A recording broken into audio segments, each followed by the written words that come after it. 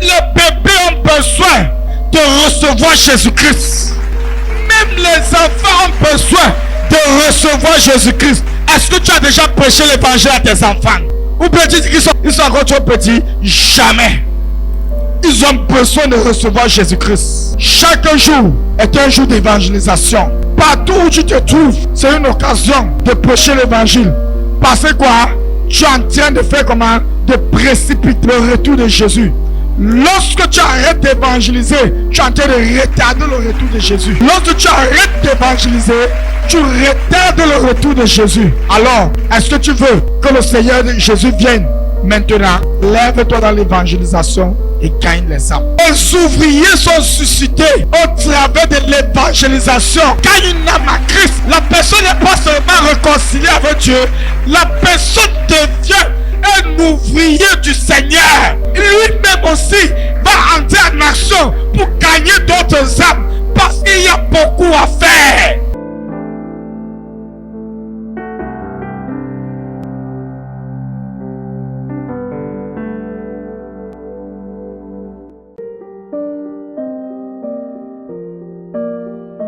Nous bénissons le Seigneur pour le ministère qui rend au travers de nous en cette temps, en cette saison. Le thème de mon enseignement, c'est l'évangélisation, le cœur de Dieu. Amen. L'évangélisation, le cœur de Dieu. Ce soir, je vais encore te dire une chose. Que tu sois pasteur, que tu sois apôtre, que tu sois man passe man, évêque, enseignant de la parole de Dieu, si tu n'évangélises pas, si tu n'as pas une vie d'évangélisation, alors tu es en train de retarder l'avènement de notre Seigneur Jésus-Christ sur la terre. Quel que soit ton rang social, quelle que soit ta position à l'église, si tu ne t'évangélises pas, tu es en train de marcher hors de la volonté de Dieu. Pourquoi? La volonté de Dieu, c'est que toute l'humanité puisse connaître notre Seigneur et notre Sauveur Jésus-Christ. Et pour connaître le Seigneur Jésus-Christ, pour le faire connaître, et pour le faire connaître, c'est au travers de l'évangélisation. La Bible de Genèse à Apocalypse est le livre qui apporte la bonne nouvelle. Amen. De Genèse à Apocalypse, le message qui est là, après la chute de l'homme, c'est le message de la réconciliation. C'est le message de la réconciliation. Un ministère, une église, une cellule d'études qui n'a pas pour fondation l'évangélisation ne va jamais accomplir des exploits avec Dieu. Mets ça sur ton noté bien. Écris ça dans ton statut. Écris ça dans tes pages Facebook. Une église, une cellule d'études, un ministère qui n'a pas pour fondation l'évangélisation ne va jamais accomplir les plans et les buts de Dieu. Ne va jamais marcher dans la volonté parfaite de Dieu. Le pasteur qui n'a plus une vie d'évangélisation est hors de la volonté de Dieu. L'apôtre qui n'a plus une vie d'évangélisation est hors de la volonté de Dieu. L'évangélisation, c'est ça le socle de la vie chrétienne. Nous allons parler ce soir sur l'importance de l'évangélisation. L'importance de l'évangélisation. L'évangélisation qui est le cœur de Dieu. L'évangélisation qui est la proclamation de la bonne nouvelle du Seigneur Jésus. L'évangélisation qui est la solution de Dieu pour l'humanité. Parce que si on n'évangélise pas, bien aimé, les âmes vont continuer à aller en enfer tous les jours. Jésus a fait le travail, le modèle par excellence. Il n'a pas regardé à sa divinité. Il n'a pas regardé à lui Jésus. Il a marché dans les rues. Il a marché dans les quartiers. Il a marché dans les boutiques. Il est allé partout. Un seul but, prêcher la bonne nouvelle.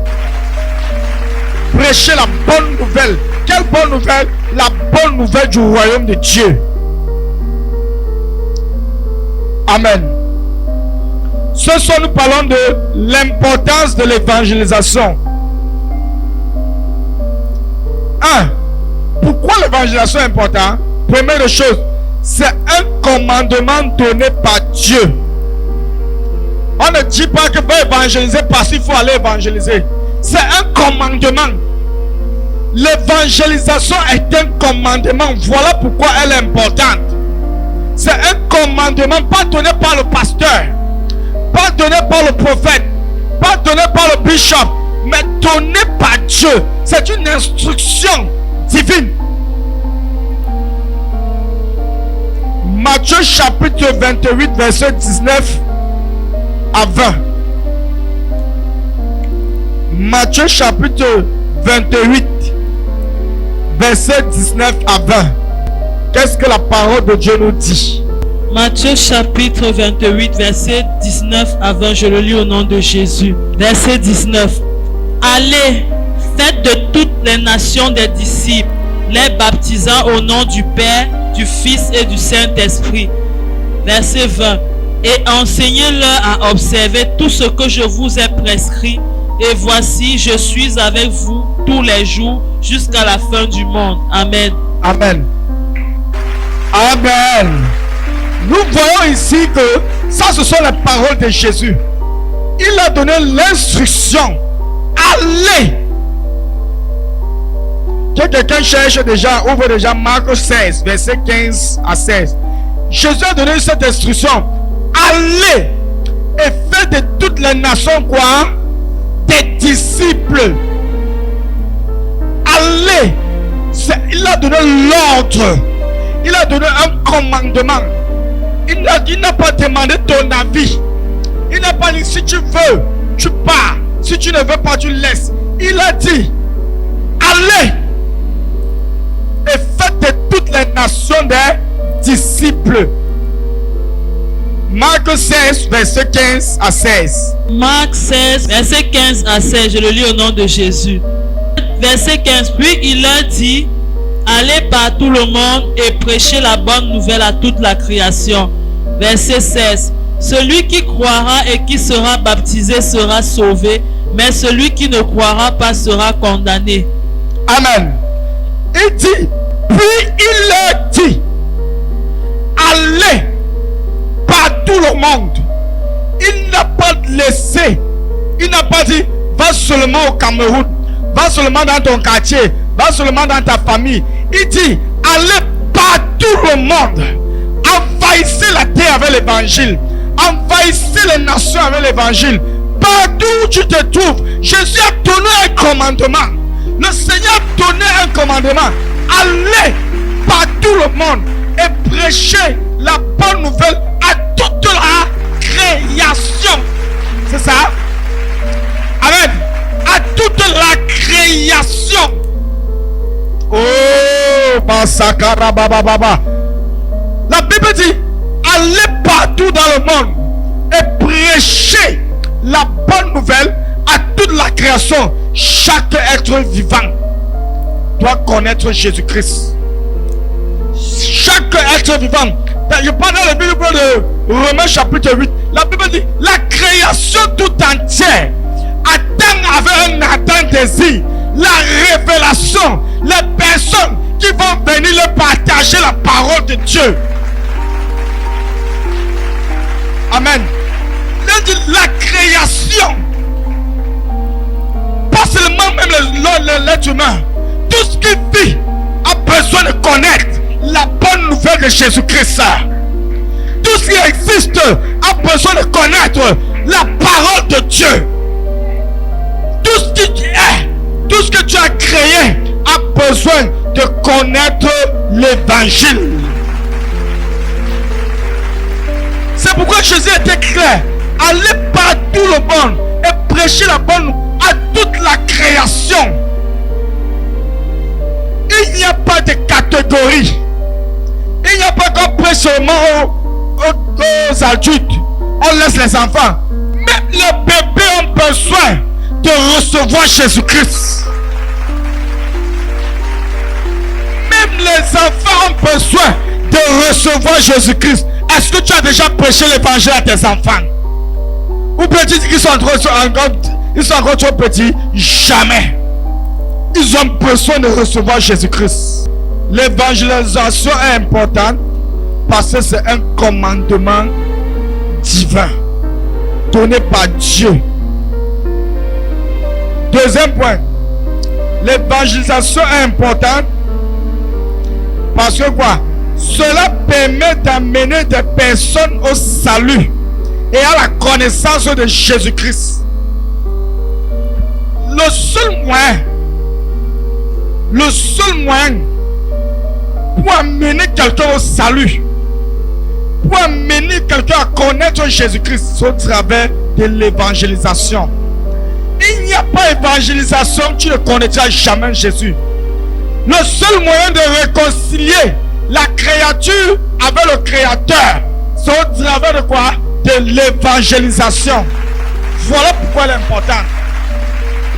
Le seul moyen que le ciel puisse te connaître et que le ciel puisse t'accepter, c'est au travers de l'évangélisation. Alors, j'ai une question.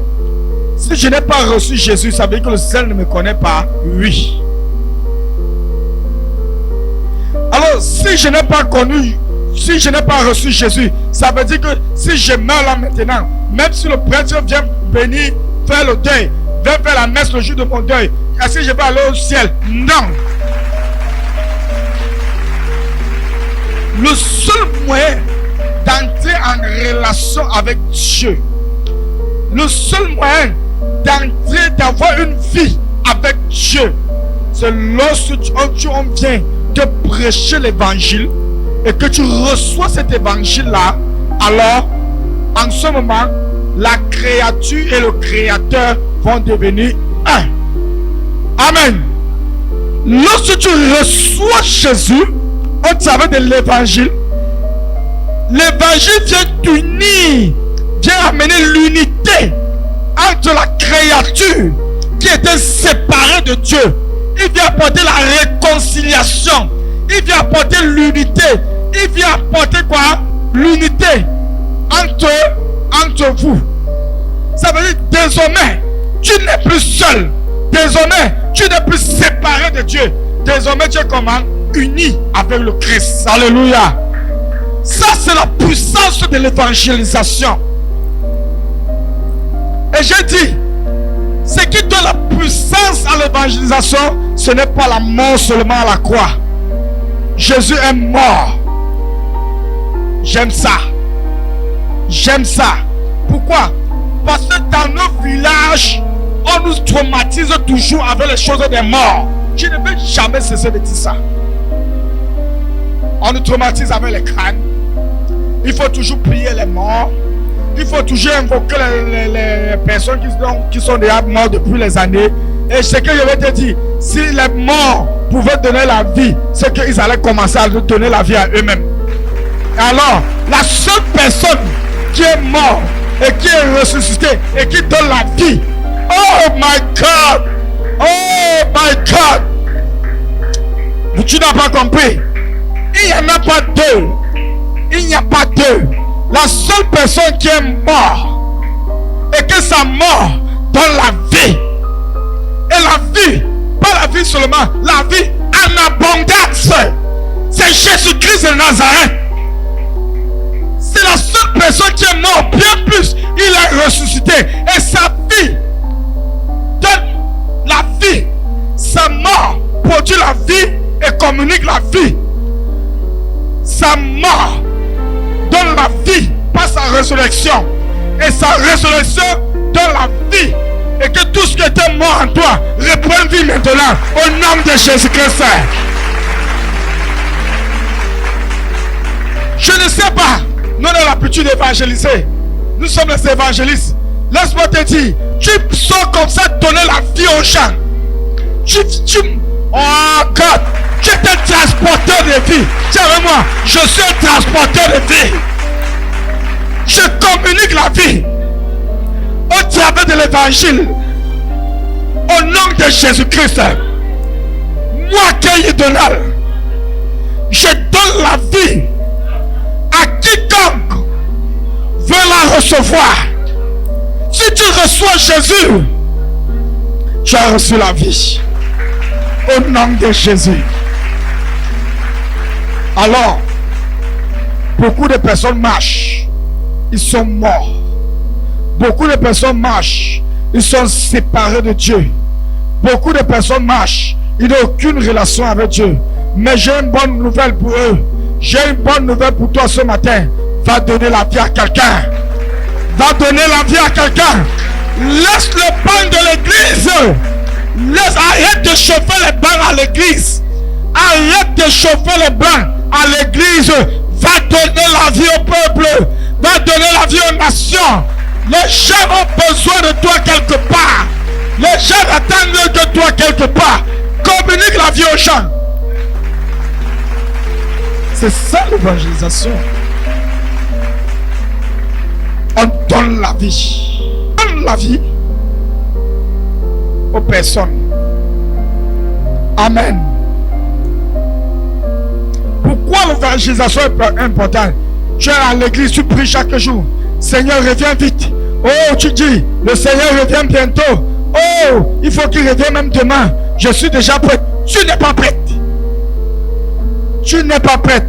Si tu veux que le Seigneur revienne, tu dois évangéliser.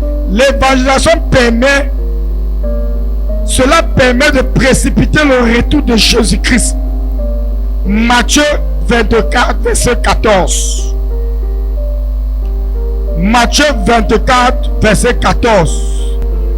Au travers de l'évangélisation, ça précipite le retour de Jésus-Christ. Ça précipite le retour de Jésus-Christ. Si tu veux que le Seigneur revienne vite, va évangéliser. Matthieu 24, verset 14. Matthieu 24, verset 14, je le lis au nom de Jésus. Cette bonne nouvelle du royaume sera prêchée dans le monde entier pour servir de témoignage à toutes les nations. Alors viendra la fin. Amen. La Bible dit, cette bonne nouvelle, cette bonne nouvelle du royaume sera prêchée où? Pas tout le monde. C'est lorsque tout le monde, on n'a pas dit c'est tout le monde qui va croire. Il a précisé, lorsque toutes les oreilles vont entendre parler de Jésus-Christ, lorsque chaque personne, chaque être vivant, chaque personne qui vit sur la terre recevra la bonne nouvelle de Jésus-Christ, alors c'est clôturé, la fin. Le retour de Jésus-Christ est là. Alors, et ces personnes doivent recevoir la bonne nouvelle comment? Au travers de l'évangélisation. C'est où tu entres en scène. Bien-aimés frères et sœurs en Christ, il n'y a pas un jour où on dit je n'évangélise pas.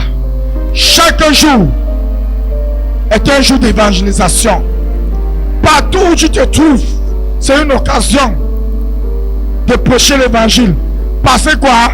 Tu es en train de faire comment? De précipiter le retour de Jésus. Lorsque tu arrêtes d'évangéliser, tu es en train de retarder le retour de Jésus. Lorsque tu arrêtes d'évangéliser, tu retardes le retour de Jésus. Alors, est-ce que tu veux que le Seigneur Jésus vienne maintenant? Lève-toi dans l'évangélisation et gagne les âmes.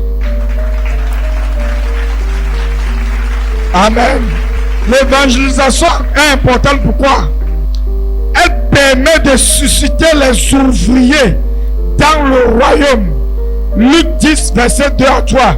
La Bible dit dans Luc chapitre 10, verset 2 à 3. La moisson est grande. La moisson est grande. Mais il y a un problème. Seigneur, la moisson est grande. Il n'y a pas les gens pour aller travailler. Il n'y a pas les ouvriers. Ma prière, c'est que tu suscites les ouvriers. Alors les ouvriers sont suscités au travers de l'évangélisation.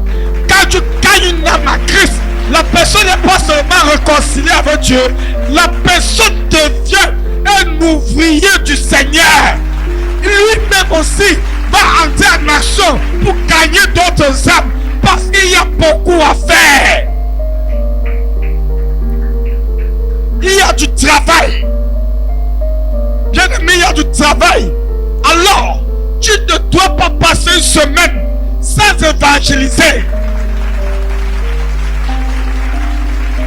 À la fin de cet enseignement, nous aurons 3 jours d'évangélisation avec une croisade à la fin. Je veux me rassurer de te donner tous les outils pour évangéliser avec l'aspect pratique. Amen.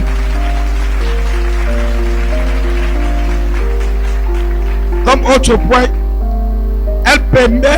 l'évangélisation permet de dépeupler le royaume des ténèbres pour peupler le royaume de Dieu. 1 Pierre 2, verset 9. 1 Pierre, chapitre 2, le verset 9. 1 Pierre, chapitre 2, verset 9. Je le lis au nom de Jésus. Amen. Vous, au contraire, vous êtes une race élue, un sacerdoce royal, une nation sainte, un peuple acquis, afin que vous annonciez les vertus de celui qui vous a appelé des ténèbres à son admirable lumière. Afin que vous faites comment? Afin que vous annonciez les vertus de celui qui vous a appelé des ténèbres à son admirable lumière. De celui qui vous a appelé, nous, des ténèbres. Il t'a enlevé dans l'obscurité. Il t'a enlevé dans la mort. Il t'a enlevé dans le jugement éternel. Pour que tu entres dans la gloire éternelle. Tu étais condamné, damné pour l'éternité en enfer, dans la souffrance. Mais il a fait le choix sur toi. Il est venu dans ta famille. Il est venu dans ta génération. Il est venu au milieu de tous les gens de ta génération. Il a fait le choix sur toi.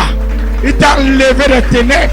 Il t'a enlevé des ténèbres pour te mettre dans son admirable lumière. C'est pourquoi il dit, tu es une race élue, un sacerdoce royal.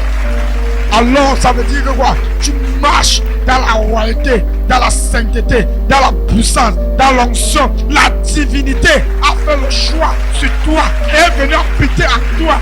Alors tu es un homme divin. Avec moi, je suis un divin. Je suis un divin. J'ai la divinité en moi. Je marche avec la divinité. J'opère par la divinité. Au nom de Jésus-Christ, je pose les mains aux malades. Et les malades sont guéris. Et s'il y a un mort, il ressuscite. S'il y a un paralytique, il marche. J'ai reçu le mandat. J'ai reçu l'appel de Dieu. Voilà pourquoi je parle avec autorité, avec puissance, avec vie, avec transformation. Quiconque me maudit est maudit. Quiconque me bénit est béni. Au nom de Jésus, j'ouvre le ciel en faveur de mes amis. J'ouvre le ciel en faveur de ma famille. J'ouvre le ciel en faveur de mon quartier. Au nom de Jésus, j'ouvre le ciel en faveur de mes ennemis. Ils recevront Jésus. Ils recevront Jésus. Ils vont connaître le Seigneur. Au nom de Jésus. Quiconque maudit ma famille est maudit. Je suis le standard du Seigneur. Dans ma famille, le Seigneur m'a établi comme le portier de ma famille. Alors je déclare, ma famille connaîtra Jésus.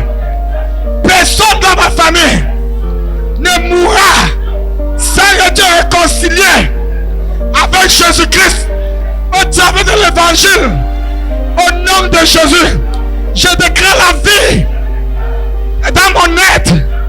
Je ne mourrai pas. Je vais vivre et je vais prêcher l'évangile aux nations au nom de Jésus.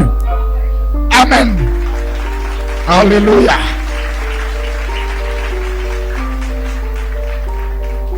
L'évangélisation, c'est l'âme destructrice de Satan. Satan ne va jamais accepter que tu te lèves pour aller évangéliser, pour développer son royaume. Il va toujours venir avec des faux programmes. À chaque fois que tu programmes évangéliser, laisse-moi te dire, Satan va faire tout et tout pour souffler un vent sur ton chemin de découragement. Tu es plus que vainqueur.